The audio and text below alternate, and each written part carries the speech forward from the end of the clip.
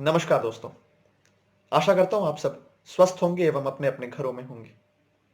सबसे पहले तो मेरी पिछली वीडियो पर आपने जो मुझे सम्मान दिया, मैं उसके लिए आपका आभारी हूँ। आशा करता हूँ ये साथ इसी तरह आगे भी बना रहेगा। दोस्तों, आज एक बार फिर से मैं यूट्यूब के माध्यम से अपनी एक नई कविता आपके समक्ष प्रस्तुत कर रहा हूँ। आशा करता हूँ आपको पसंद आएगी।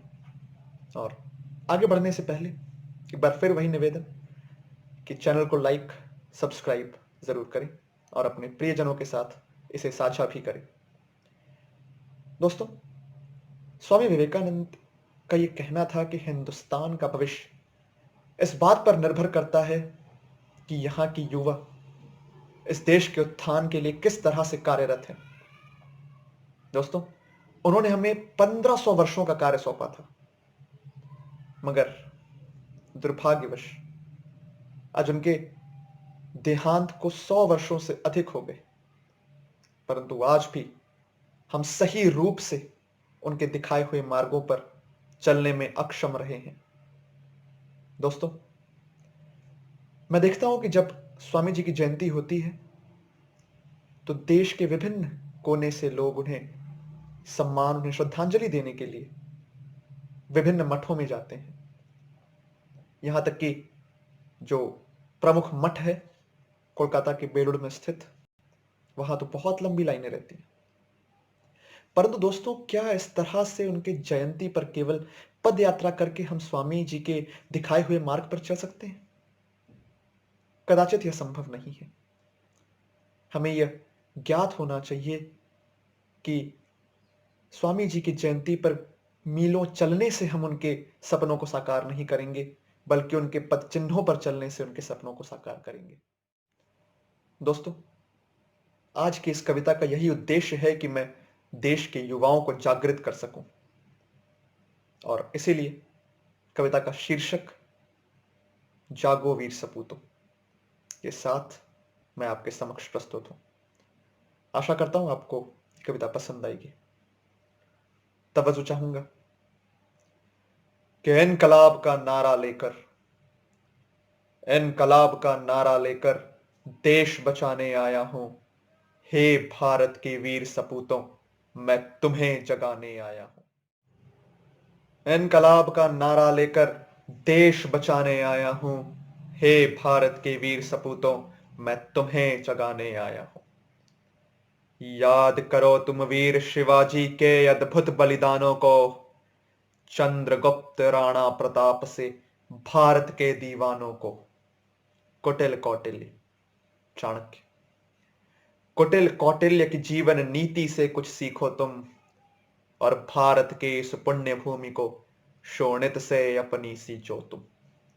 और इसमें कोई दो राय नहीं कि अगर हम हिंदुस्तान को अखंड बनाना चाहते हैं तो हमें चाणक्य की नीतियां अपनानी होंगी। और हिंदुस्तान में एक नहीं, हर एक व्यक्ति चाणक्य की नीति से अगर आगे बढ़ेगा तो इसमें कोई दो राय नहीं कि हिंदुस्तान बहुत ही जल्द विश्वगुरु बन जाएगा। और आगे मैं इस देश की बालाओं को, इस देश की स्त्रियों को, कन्याओं को मैं संबोधित करते हुए कहता हूं कि हे भारत की बालाओं, रानी की मर्दानी को याद करो। वो रानी लक्ष्मीबाई जिसके नाम से अंग्रेज कांपते थे। तो हे भारत की बालाओं, रानी की मर्दानी को याद करो। अरे रण में उतरो, द्वंद करो, तुम खुलकर बात विवाद करो। तुम रण चंडी हो, चामुंडा हो, दुर्गा हो, तुम ज्वाला हो। और इसमें कोई दो राय नहीं है कि अगर हिंदुस्तान की नारी अपने ताकत को पहचान जाएगी तो उसे खुद के भीतर ही दुर्गा का रूप दिखाई देने लग जाएगा। इसीलिए मैं लिखता हूं कि तुम रणचंडी हो, चामुंडा हो, दुर्गा हो, तुम ज्वाला हो। अरे मुट्ठी में तूफान बंधा हो, गले में दुष्ट मुंड की माला हो। देखो शत्रु कर खप्पर ले भारत को ललकार रहा, हीम की चोटी से अविरल वो हमको है फटकार रहा। भारत मां की रक्षा हेतु मोह माया का त्याग कराने आया हूं। हे भारत के वीर सपूतों, मैं तुम्हें जगाने आया हूं। दोस्तों, कहा जाता है कि युवाओं का खून काफी गर्म होता है और इसी गर्म खून में हमें देशभक्ति की ज्वाला को भभकाना जरूरी है। इसीलिए मैं आगे लिखता हूं कि अपने भीतर देशभक्ति की ज्वाला को भभकाना है, रिपु का वध करना है अथवा वीर गति को पाना है। और जरूरी नहीं है कि हमारा शत्रु केवल बाहर का ही हो, कई शत्रु हमारे देश के भीतर भी हैं। और देश के भीतर क्या, कई शत्रु हमारे खुद के भीतर भी हैं। हमारे शत्रु हैं हमारी लालच, हमारी शत्रु हैं हमारी गंदी सोच। दोस्तों, हमें इन शत्रुओं को भी मिटाना है।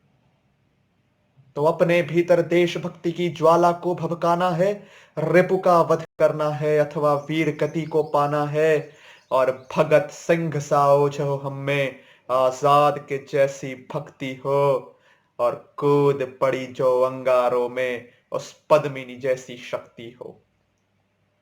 अरे गगन भेदने वाला स्वर, गगन भेदने वाला स्वर सुभाष बोस का जगने दो, अभिमन्यु से वीर बनो, शर लगती है तो लगने दो। पूर्व के स्वर्णिम भारत को और सखंड भारत को पाना है, कफन ओढ़ शर शयन करेंगे, शत्रु का अस्तित्व मिटाना है।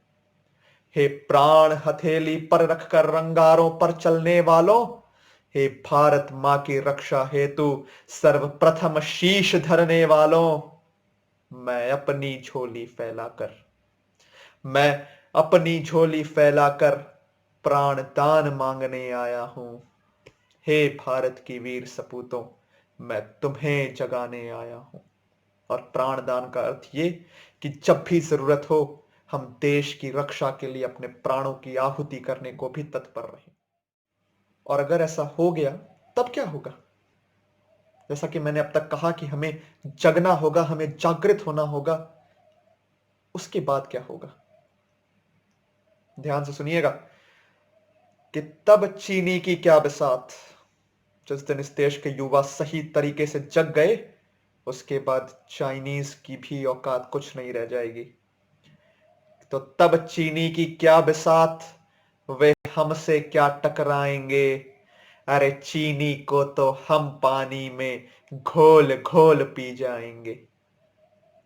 और कश्मीर को पुनः बांटने वालों, तुम सुनते जाना, जागीर नहीं यह भूमि किसी की, तुम लौट के इस पर मत आना।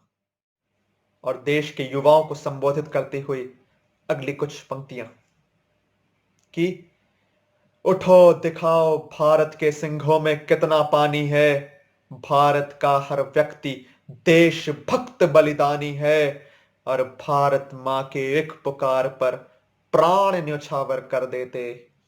भारत के वो वीर बनो जो दुख सभी के हर लेते।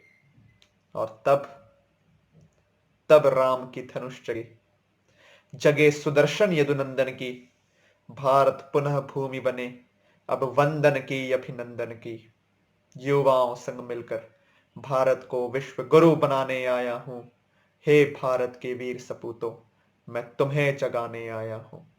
हे भारत के वीर सपूतों, मैं तुम्हें जगाने आया हूं। धन्यवाद दोस्तों। आशा करता हूं आपको ये कविता पसंद आई होगी और आप अपने घरों में रहें, स्वस्थ रहें, सरकार द्वारा दिए गए दिशा निर्देशों का पूर्ण रूप से पालन करें, तभी हम इस कोरोना की महामारी को हरा पाएंगे। और एक बार फिर से दोस्तों आपसे वही निवेदन, चैनल को लाइक सब्सक्राइब शेयर जरूर करें। इसी के साथ मैं आपसे विदा लेता हूं। धन्यवाद। जय हिंद।